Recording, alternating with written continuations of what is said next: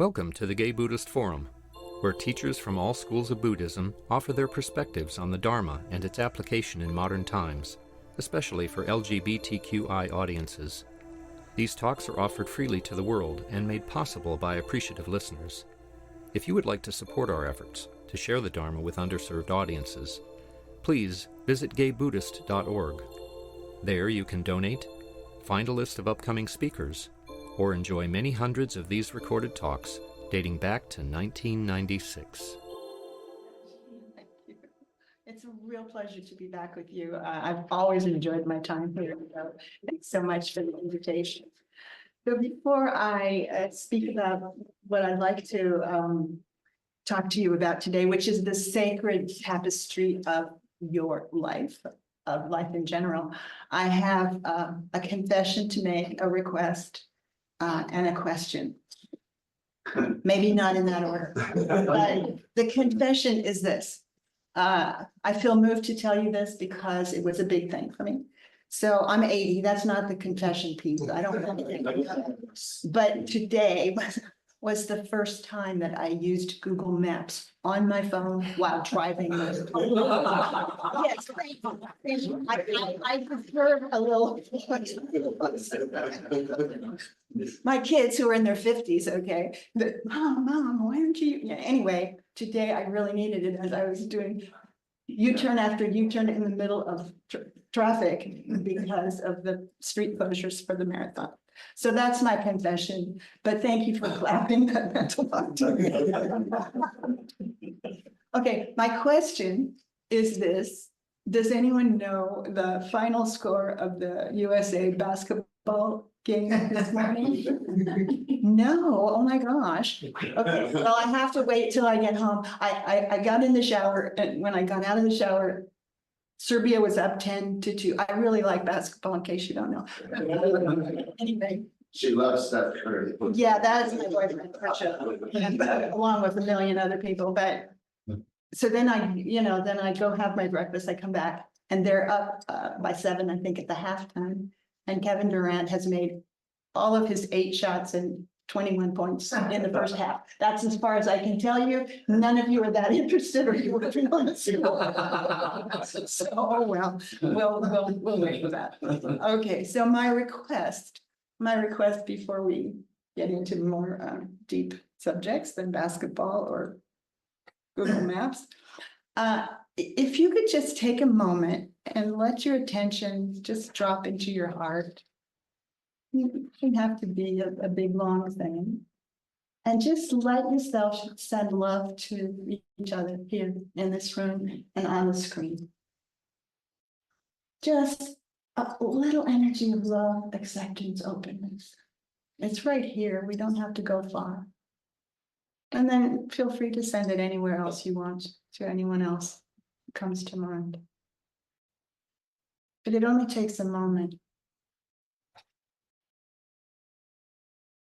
Because love moves right out of the emptiness, right out of your.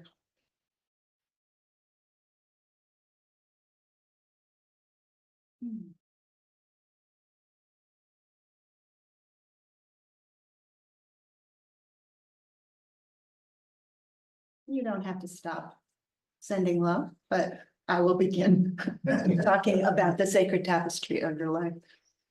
Yesterday, I wrote the August message for the Moon Mountain Sangha newsletter. It comes out once a month online. And the topic was the same topic that I want to speak to you about. So if you get that newsletter, a little bit of this will be repeated, but not much. When I thought about this as a topic, I really imagined that, metaphorically speaking, of course, that life was just this enormous tapestry, this unending tapestry that was composed of these vertical strands, which, if you know anything about weaving, that's called the warp. Vertical strands. The vertical strands are the strands of awareness. Each of us are vehicles for. Each of us have that which is moving through us in all kinds of ways. So those on a loom, those vertical strands don't move. I mean, they're flexible and they touch whatever is coming through them, but they're unchanging. And our true nature is that it's unchanging, even in the midst of everything that changes. And the weft, those are the horizontal threads or yarn or whatever that are woven. And those are changing constantly in your life and mine, in the world, actually. I think about a week ago, President Biden announced he would not be seeking a second term, did he not? And this week has been an amazing shift and change. I'd like to talk about politics, but I'm not here to do that, so we won't go there any further. But the colors, the shapes, the textures, the ever-changing moment to moment to moment to moment experience that we have, those are the relative threads of our life, of our lives. And so this incredible tapestry is kind of a way of thinking. I mean, you all know the metaphor of the ocean and the waves and the sky and the clouds and all that, but I'm using the loom. It's just, but there's no edges, there's no edges. So what happens, it seems to me, is that we all have been conditioned to imagine that this thread, we can pull out one thread that's filled with awareness and whatever's happening moment to moment, and imagine that's a separate somebody, that there's a separate me that could possibly be separate from the wholeness of being, from life itself. And we've all been conditioned in that way, but it's worth looking into. It's worth looking into. It's worth exploring. Who or what are you really? Are you just this one thread that can you even pull it apart from all the rest, all the things that are happening, all the threads of the weft that's going constantly, moment to moment to moment. Well, when I was thinking about this topic, I had to go back and reread some of Kabir's poetry. Kabir was a 15th century poet. That was not his main, the main thing he was doing in his life. He was a weaver. And so weaving came into his poetry as he just spontaneously would write or speak in poetic terms. And we don't know a whole lot about his childhood, but most people agree that he grew up Muslim, maybe because he was adopted into a Muslim family, not clear about that. But as an adult, he began to be a disciple of, a devotee of, and I've waited a long time to say this name, Swami Ramananda. I practice Swami Ramananda. Anyway, I love that name. At any rate, he was a Hindu. Swami Ramananda was a Hindu. So when Kabir died, there was an argument between Sufis and on the one side and Hindus on the other in terms of what to do with the body. Because the Sufis said that corpse must be buried and the Hindu said, no, it must be cremated. So they had this argument, as the legend goes, and legends are legends, but I like this legend. And the story is that when they removed the shroud from what they thought was the corpse, there were just a pile of flowers there.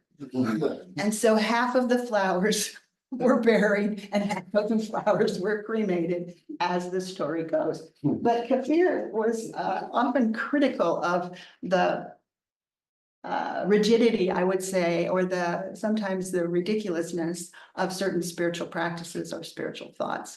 And so I wanted to read a few of his poems about that because I think we could relate. And maybe you're familiar with them, maybe you're not, but a couple, they're short.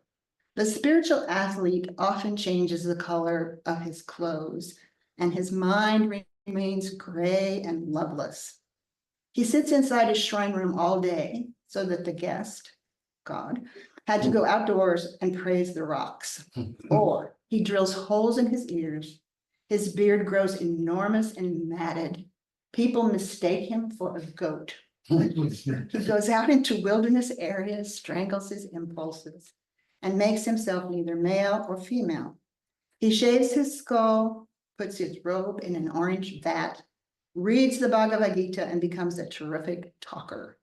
You know some people like that. Kabir says, actually, you're going in a hearse to the country of death, bound hand and foot. And then this is one that I think we could probably relate to, those of us who have been through, you know, all the ideas and fantasies about what should happen if you're a spiritual seeker, you know, how you should look, what you should think, how you should feel, all of that. Anyway, this poem goes, friend, please tell me what I can do about this world I hold to and keep spinning out. I gave up sewn clothes and wear a robe, but I noticed one day the cloth was well woven. So I bought some burlap, but I still throw it elegantly over my left shoulder. I gave up rage, and now I notice that I am greedy all day. I've worked hard at dissolving the greed, and now I am proud of myself. We can relate even today, hundreds of years later, right? When the mind wants to break its link with the world, it still holds on to one thing. Kabir says, listen, my friend, there are very few that find the path. I'm not in agreement with that last line. I think there are many who find the path because the path is life. It's this moment. It's your life. It's my life. And we're all awake. We don't necessarily know how deep that awakeness goes or how it is linked to everything else in the world, but we are on the path regardless. And some of us are moved to study in one tradition, some in another tradition, and so forth. But if you look at all the traditions in terms of the kernel of what they're pointing to, it's the same. It's the same. It's the same. I'll read one other kind of funny poem around this idea of what we should do to become what we already are. That's the point. To be what we already are, if we just look deeply inside. So this one says, if saying Ram gave liberation, saying candy made your mouth sweet, saying fire burned your feet, saying water quenched your thirst, saying food banished hunger, the whole world would be free. The parrot gabbles God like a man, but doesn't know God's glory. When he flies off to the jungle, he'll forget God. If you don't see, if you don't touch, what's the use of the name? See, that's really about embodying whatever we've realized, you know, wherever we are on the so-called path. If saying money made you rich, nobody would be poor. We would all have a different life. If saying money made you rich, nobody would be poor. Lovers of lust and delusion laugh at the lovers of God. Kabir says, worship the one wrong, or you'll go trust up to Death City. So he likes to kind of put that at the end, you know, as if we don't know that the body will eventually wear out. But who or what is that body made of? You know, what is the truth? What's the reality of who you are and what this world is made of? What is the fabric of reality, we could ask?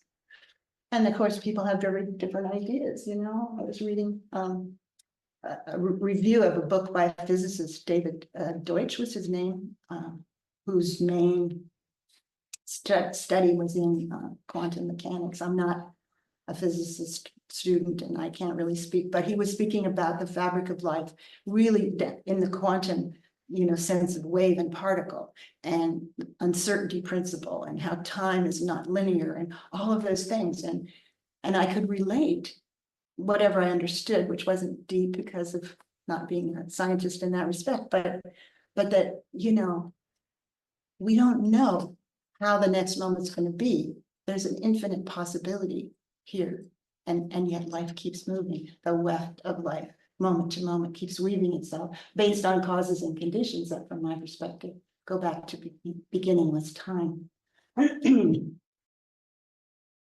So So Kabir, a little bit more about him. He was very generous. And as I say, he was a weaver. He was an ordinary person in the sense that he wasn't a spiritual teacher by trade or anything. But he sold his weavings to make money to support his family. And the stories go that if he might see somebody on his way to the market who looked threadbare, excuse me, or somebody who looked like they didn't have clothing to wear, he would just give fabric to the fabric that he was going to sell to that person. And he would come back home and his friends or his family would say, why on earth did you do that? And I think it's in one of his poems, but something I read about him is a line I love. He said, if your boat is full of water or your house is full of wealth, it is very wise to use both hands to empty them. If your boat is full of water or your house is full of wealth, it's wise to use both hands to empty them. So, you know, he had this view that whatever was the creation, and he believed, I mean, he was a very devoted bhakti kind of guy, you know, but for him, God was formless, you know, as we might say, true Buddha nature is formless, and so forth and so on. But he would use the language of his trade to describe it. So he said, you know, that human body was made of very fine and delicate threads, and it took 9 months to complete the tapestry of the human body. And then he had another line that I really loved where he said, and the human body, you know, at one point is pounded on the stone of awareness. Do you know, in the old days, you know, to clean clothing, you're going to be pounding on stone. So pounded on the stone of awareness, that's all of us. We've been pounded on the stone of awareness. And Kabir believed, you know, we were born without impurities. We know that we're not born unconditioned. There's lots of conditioning that all of us have genetically and, you know, generations past, however that moves in terms of, you know, what we find our interests are, our talents are, and so forth. But this awareness, and I use that word not to try to figure out what it means with thought, but we all have it, don't we? We're born with it. We've never not had that. And we think it belongs to a separate me, but it's like pulling that thread out of the tapestry of life and imagining that your awareness somehow is something you own, that it belongs to you. Is it true? Is it true? Or is it what we share, not what we own? So when you look deeply into who or what you are, you may find something revealed that makes all of the searching seem a little bit funny. You know, you might laugh like, oh my God, it's been here all along. It's so simple. Something so simple. And yet it's here for every single experience we have. And if you think about the loom vision, you know, not a single thread of the weft doesn't touch the warp.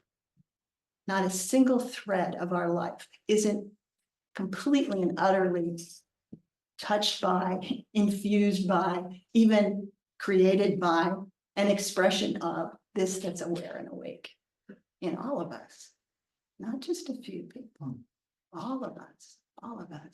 But we often don't know how profound that is, you know, to appreciate. And then we're constantly looking for our happiness, for our freedom, for whatever, when something else happens. But we can only be awake in the present moment. Yesterday is past, tomorrow's a projection. So right here and now, something's awake, something's aware in everyone. And it's true if we're human beings or fish beings or bird beings or even the supposedly non-animal life. We also know that plants and trees and all things are interconnected and they communicate with each other. Do they have a brain? No. Is awareness only coming from a brain? I don't think so, but you can look for yourself and see, do you know? Because whatever it is that you see, touch, taste, hear, whatever, you would not know it if you weren't aware. So if you look at a billion stars in the night sky, you think they're out there, but they're happening in your awareness. Billions of galaxies happening in your awareness. The awareness that we share, the awakeness that we share. And so we're looking for another experience, but if you have a direct experience of anything, that is an experience that isn't loaded with concepts, with additions. And that direct experience of anything will give you a much bigger, deeper, broader, and more profound experience than you could imagine. You know, just even looking at a single thing, you know, like your finger or a plant or a flower. Words will come. Words are lovely. We're not against using words. I'm using them now. But the fact of the matter is that there's something that's beyond words. There's a wordless dimension of us. There's a dimension of ourselves that is empty. And not empty in a psychological sense. We all have had feelings of emptiness, maybe loneliness, so forth and so on. That's not the kind of emptiness that Buddha talked about or that I'm speaking about right now. For me, that emptiness is what's empty of definition. We can't say what it is. I'm using the word awareness. That's not it. Like the Tao says, the Tao that can be told is not the eternal Tao. The name that can be named is not the eternal name. However, there is this dimension of ourselves that is wordless. And when you touch into it, maybe in meditation, maybe sitting, you know, in the park, looking at nature, maybe in a relationship moment, you know, that there's something that arises that's not about a separate me. It's just the moment as it is. You can feel like you're in the flow of things where a separate self idea is not what's going on. Maybe, I don't know, maybe a few of those marathoners today got into that flow. You know, if you're an athlete, if you run, whatever, or play a sport or whatever, you can have or draw or write or any kind of creative endeavor where you're not thinking about it all the time. You know, there's this moment of something just happening, life just happening, this weft just weaving itself, this creative, you know, energy just coming forth, just coming forth. So from one perspective, life is a seamless whole, seamless. And then, you know, thought divides it up. Not a problem if you see through it, you know, so we're talking about making that transparent. Like he was saying, you know, if water quenched your thirst or saying food, you know, ended your hunger, then, you know, and then the words aren't going to do it. And that's true in the spiritual sense as well. You know, the words are not going to give you an experience that changes your life. But there is an experience that can change your life, you know, and it doesn't have to be 30 years on the cushion. It can be a single moment, any moment, any, where you see through the me idea, self idea.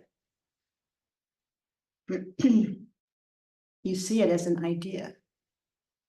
You're not discounting the body. It's a precious gift we've been given. And we're not saying, oh, and you should always feel so grateful that that you're sick or, dying or, just got injured, or it isn't about a should at all. It's seeing that those experiences are every bit they're every bit, they belong every bit the same way pleasant ones do. Life is lived in duality. Our mind is lived in duality. Loneliness and belonging, up, down, health, illness, day, night, good, bad, all of those ways that our mind categorizes and judges life.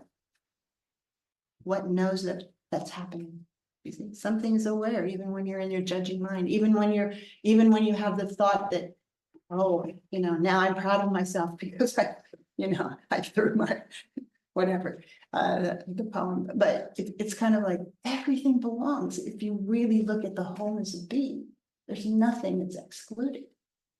One of my friends who's deceased now, but she used to ask us, she said, in the infinite you are, where would you send something that you wanted to be rid of? Where would you send it? In the wholeness of being. Oh, we're trying to get rid of a lot of things, aren't we? What if we brought them close? What if we let those things be touched by this that's awake and aware? And that is not just, it also moves as the quality of love and compassion and intimacy and so forth.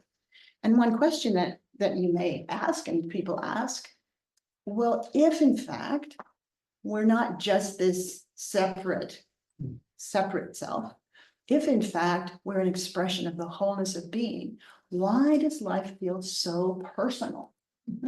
We all have an experience of life feeling personal, don't we?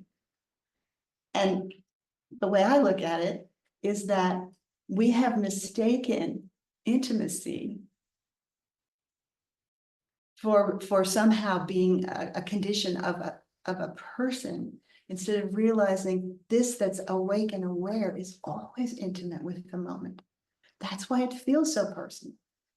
Do you know? It's never not at one with, so this that we are is at one, our Buddha nature, the one without a second, the mystery, whatever word you want to use, it's never separate from the moment as it is. It can't be. It's at one with it, ever present. Your own presence, ever present. It's present to when you feel good. It's present to when you feel not so good. It's present to, to your enemy, quote unquote. It's present to your friend. And that presence, that awake presence that we are, that's the gateway to freedom. But we can't just talk about it. We're not just talking about it. It's like look into it for yourself. Find out for yourself. Don't take anyone's word for it, not mine, not anyone else's. I have a few more poems I want to share with you from Kabir around what I would say is what's underneath this loom, the loom of warp and weft, what's underneath this that is appearing and disappearing in whatever we want to call this life, dream, illusion, the movie of our lives, the stories that keep weaving themselves, the ones we hold on to that create joy sometimes, but also the stories we hold on to that keep creating suffering, upon suffering, upon suffering.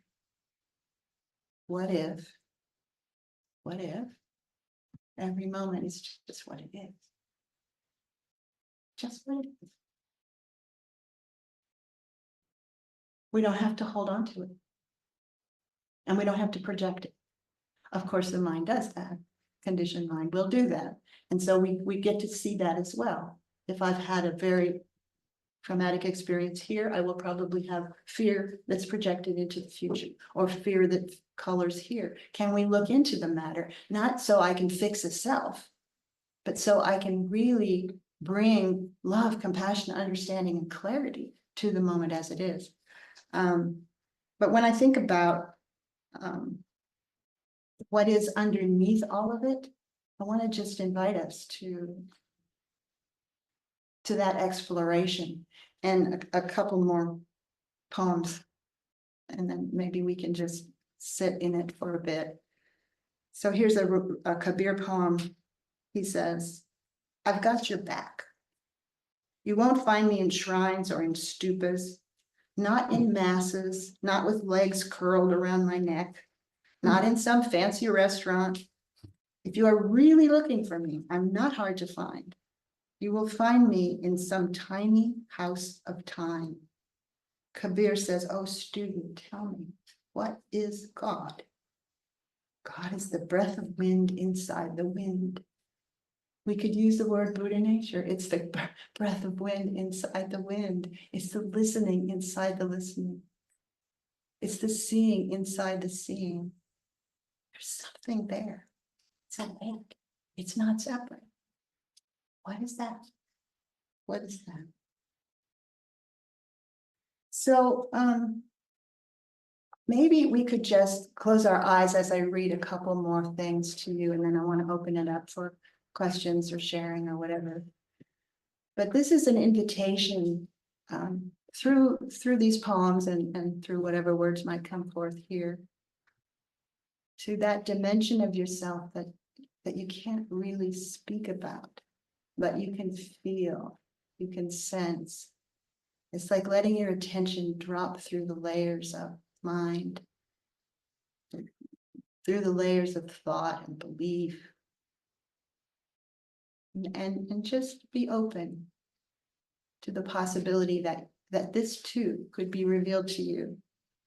This poem by Kabir is called Where My Beloved Lives. There is no happiness or unhappiness. We could say here, in this place we're pointing to. There is no happiness or unhappiness. There's no truth and no lies. There is no sin and no virtue. There is no day or night, no sun or moon. There's only radiance and the absence of light. There is no meditation or knowledge. There are no mantras or innocuous prayers. There's no speech coming from the Vedas or foreign books. All this is lost in this place. No inside, no outside, no home or homeless. The very small and the very large do not exist. Neither the elements of the periodic table nor the Holy Trinity are there. Even silence is not there. No roots, no flowers, no branches, no seeds, but even without a tree, the fruits abound. There's only the breath of wind that sounds like Om. Here, the lists of life are nowhere to be found. There is absolutely nothing where the beloved exists. Kabir says, I know what I know, and whoever reads my poems will become free.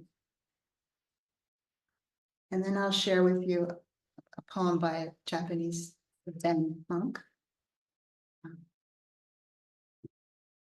Very similar.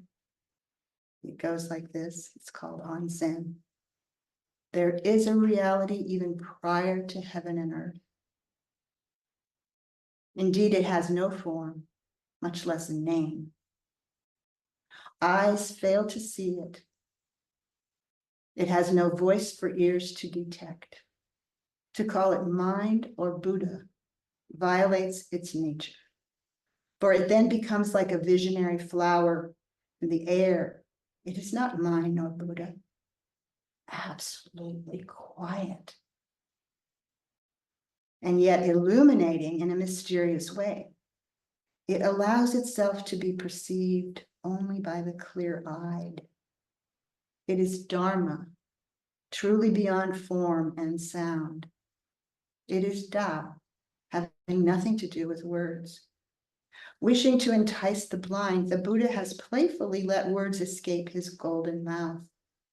Heaven and earth are ever filled with entangling briars, my good, worthy friends gathered here. If you desire to listen to the thunderous voice of the Dharma, Exhaust your words. Empty your thoughts. For then you may come to recognize this one essence. I would just invite us to sit for a few minutes more. Can you exhaust words for the moment? Can you let your attention move beyond the thoughts, the beliefs, the ideas that you have about the Dharma or about who you are? Just for a moment. They'll all be here later. What is here if we don't go to the I thought? The thought that we think describes who you are. What if we don't add anything to this moment?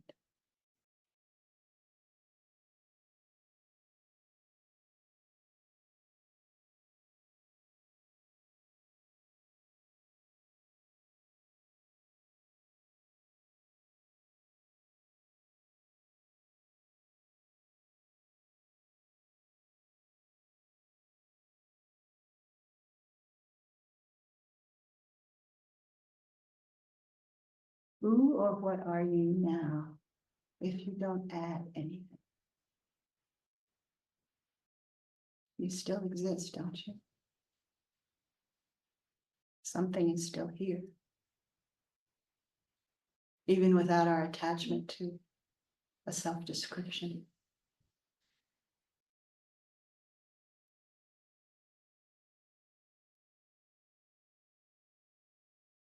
What's here before the thought, I am this or that? If we take away the this or that, we're left with I am. Now let those words go too.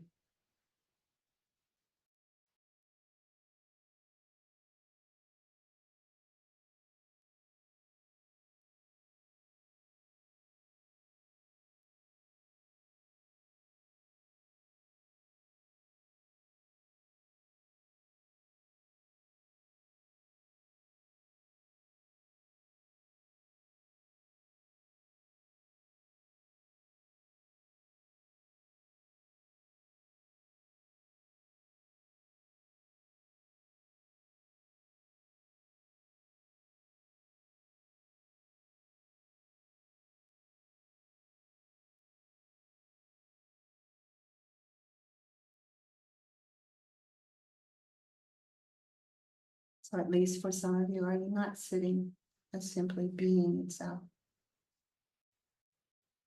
Not even knowing what word to use, but just knowing that you're here. What is most deeply true is here, or what's here, regardless of what that is, regardless of where the body moves.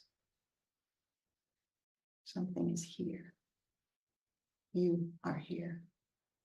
That's what you most deeply are.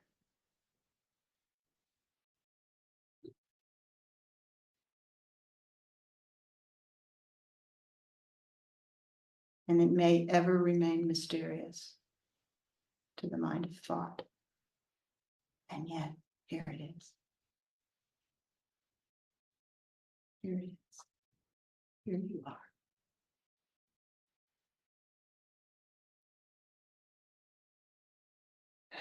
So, well, I'd like to just let it be in that silence for however long. I do want to allow time for sharing or questions or whatever. And I will just say this. A lot of spiritual seekers are trying to transcend and then stay in some state of transcendence. Have you tried that? How successful have you been? How is it that you even think that it would be required or possible or necessary to just live half of the tapestry. Just being one half of the tapestry. Doesn't the Heart Sutra tell us? Emptiness is form. Form is emptiness. Form is exactly emptiness. Emptiness exactly form. Why try to get rid of either dimension of yourself? Because it's a single dimension. You can't. You can't. The only thing that can divide it is a thought. Okay, I want to hear from you guys now. What comes up for you, or what would you like to argue with, or share, or whatever? Yes. I was trying to think of what I was hearing and learning from what you said, and the thought, I don't even want to call it a thought, but the last words in my head were, don't think, don't analyze, it's simpler that way. Exactly. So much simpler. Isn't it? And yet here we are. This body, that body. There's something here that doesn't require thinking or analysis. And some of our minds are it's very fun to think and to analyze.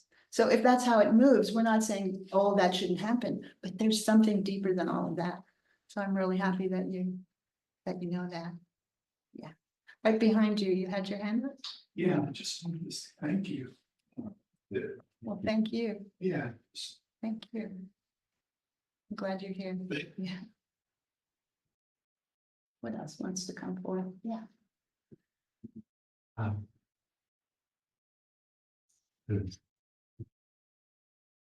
To formulate when it's not related to the thought. I see that I often was driven by idea of what I want to achieve, whether professionally, spiritually, set the goal, use the technique, make an effort in order to achieve. And Yeah, we all know that one. it does achieve something external, and that's part of it. Those horizontal lines in the tapestry, not to be discarded. And yet, if I let it all go, there is still seems like the creativity comes from the emptiness, like love comes from the emptiness, and creativity, there is some joy in Absolutely. manifesting, creating something. Sure. And it's not driven by the concept, I have to be good, I have to achieve this, but it spontaneously arises in the moment. And I was thinking, well, again, that's a mind thinking, now how do I shift from achieving mental goals to manifesting creativity from the empty space, which is not mind's job. That's why kind of strange question. But Well, no, it's, so you just relax and wait for something to pop up in your emptiness. it's not a strange question because something in you right this moment is seeing through it. Yeah. It's becoming transparent, which doesn't mean it doesn't create joy when that creative movement happens. Or that as one of the, I brought this silly thing just to show you how, the ocean might be woven. I didn't use it yet, but here we go. But also creativity, creativity. What are the things that you're moved by consciousness itself to bring forth in your world? And maybe it was always that case. Maybe what I said was mind setting goals and achieving it was manifestation of that creativity in the form of my thoughts and external goals, but so it's not that much different. Exactly. Maybe I should just continue to. Bingo. Yes, are we really the separate weavers of our life? That is a question that one could pose, you see, and what you're looking at the possibility of is, wow, maybe it's just being woven. It's a co-creation. That's You are at the same time being woman and you participate in the movement. Of course, but the co-creating idea, and I was speaking to a friend of mine just recently about it. She was saying, I feel like I'm a co-creator with, the mystery, and like I'm sitting in the passenger seat, that's the driver. And I said, I understand that, that's a felt sense, and yet that's true. what if they're not two? What if that which is co-creating is actually an expression of that which is creating at all times in all moments? What if that is a possibility? But let truth arise however it does for each of us. We all have, we're here with different dharma. We're here with different things that life wants to present, wants to unfold in its own life. And so we're not trying to change that so much as to embrace the truth of it and not trying to be somebody we're not. So, yeah, Mystery. that's one of my favorite words to use, because once you're touched by the underground, by the ground of our being, once that reveals itself, it's not revealing itself in words. It's not revealing itself. It's not coming up through the strands. See, these are dark mystery. It's not coming through, through the mind of thought. And so, the story of Bodhidharma and Emperor Wu, I think it was Emperor Wu, right? Okay, so Bodhidharma comes and he's sitting and everyone knows about him, and the emperor comes in and he asks him questions. Well, how much merit am I going to get from, putting money in these temples for Buddhism? He said none. And he has various questions, and finally, the Emperor Wu says to Bodhidharma, well, then who am I speaking to? Who stands before me? And he answers, I don't know. I don't even think he said I, he just said, don't know. And see, when this reveals itself, it's not really just down, it's everywhere, but when it reveals itself, it doesn't reveal itself in words. And so eventually, even if you've done self-inquiry as a spiritual practice, who am I? Who am I? It's not like sitting on the couch, who am I? Well, it's really a desire, a deep desire to know, who's thinking, who's feeling, who's unhappy, who's happy, who's looking at himself in the mirror, whatever, but once that reveals itself, because something has been revealed, that you'll never be able to say what it is. Only that it is. And that's the mystery.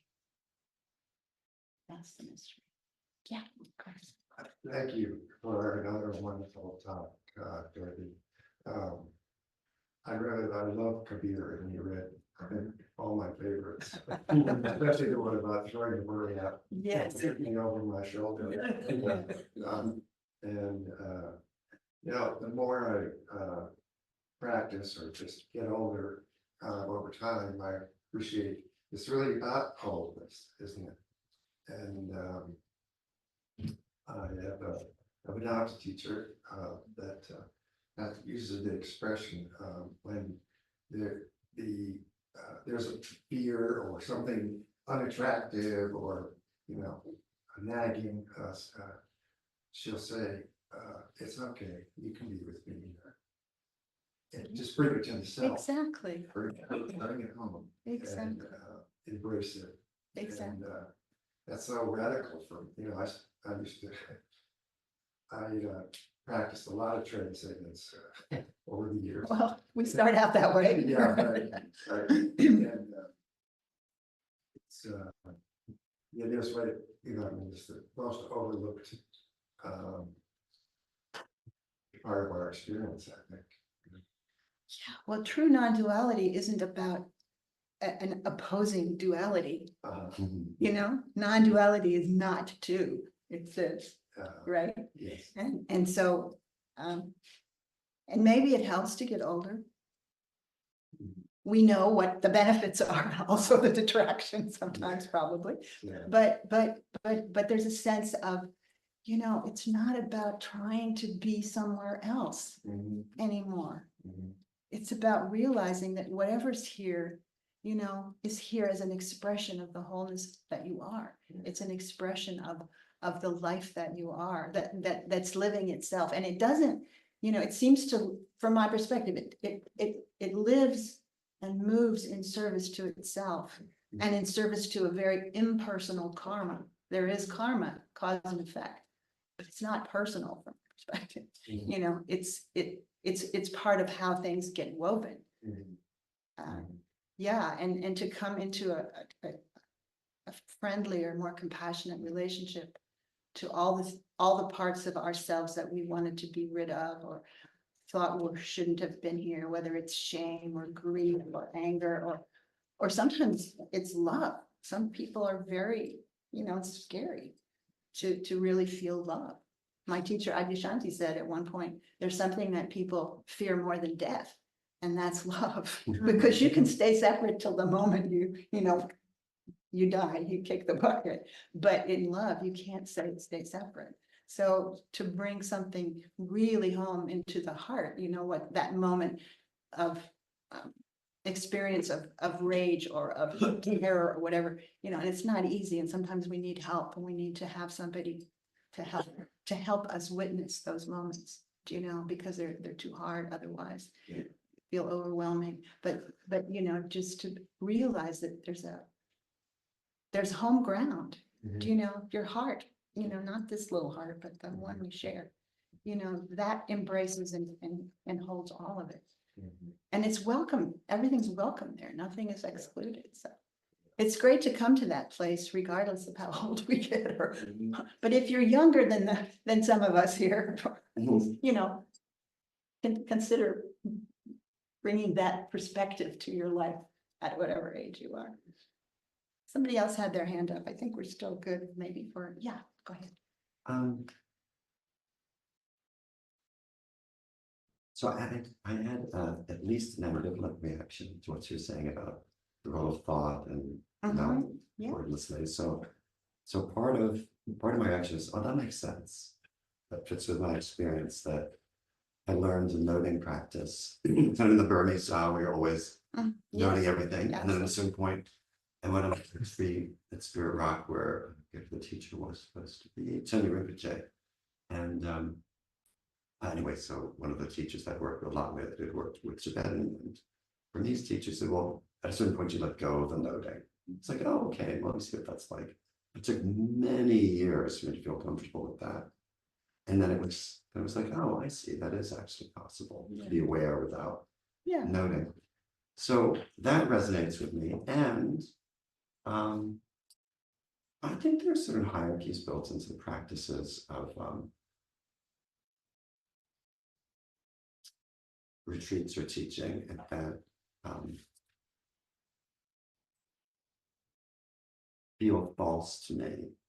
I think the Buddha taught originally that there are like many ways of awakening, depending on people's particular karmas, right? So I think there's a valorization of two things often in spiritual practice. My experience is that one of them is that introversion is better than extroversion. The other is that not thought is better than thought. And I heard that in what you were saying, at least the second part, that not thought is better It's than not thought. better. I never used that word. You didn't use that word, but it was. So what's here when thought isn't present is the very awareness that you're just talking about. The one that doesn't require noting, that's already aware. That's one path, right? It's not. So Well, there's not one thought- right. Right, so There's no one. I think that, maybe I was mishearing, but I think the impression I got was that being free from thought, that sort of wordlessness, is better than words. Whereas I think it's possible, and I think it's more consistent with the original, the most clear, for what it's worth, the Buddha's actual teachings, where that there are many Dharma gates. Well, And absolutely. Thought would be Absolutely. just as good a Dharma gate as not thought. I want to be clear with you that I'm not judging thought as bad. I'm not judging no thought as better. Oh, interesting. I'm saying, see thought for what it is. You know, when you were in your noting practice, that was thought, wasn't it? There was, you know, feeling, thought, da. You were putting a word to what was already being shown to you through your own awareness. And so many people will mistake, from my perspective, that practice is about the mind of thought doing it. Mhm. When in fact, what you learned, as you were sharing with us, was that that was really already happening without the words. Awareness was already here. The noting practice could be dropped. It didn't need to be. That could be really helpful, you know, and there are many, many paths. I mean, here, Kabir, you know, Muslim and Hindu, and we're talking about that in a Buddhist fellowship. So, do you know, and Christianity, the same, you know, Meister Eckhart, you know, so please God, you know, free me from the concept of God. Do you know, it's all traditions and no tradition. And I totally agree with what you said about there being ways of practice that aren't necessarily right for everyone. Do you know? Sometimes running is a practice. Sometimes painting is your practice. Sometimes dancing is your practice. I had a dancer come into my office some years back who was floating through the air in some, you know, whatever.